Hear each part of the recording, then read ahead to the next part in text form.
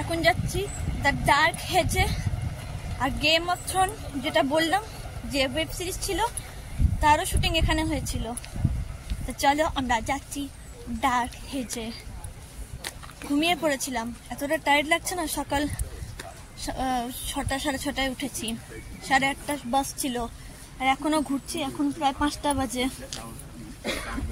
তো চলো, দেখতে পাচ্ছ, তোমাদেরকে দেখাই ডার্ক হেজ।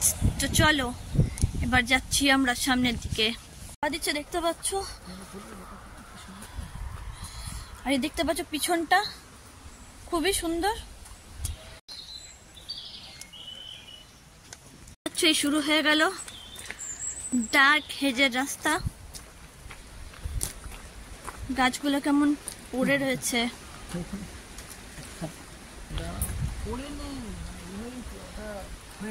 আচ্ছা, এইভাবেই পুরো গাছটা এইভাবে রয়েছে, শাখা পোশাকা গুলো। তো দারুণ লাগছে, পুরো হন্টেড প্লেস লাগছে।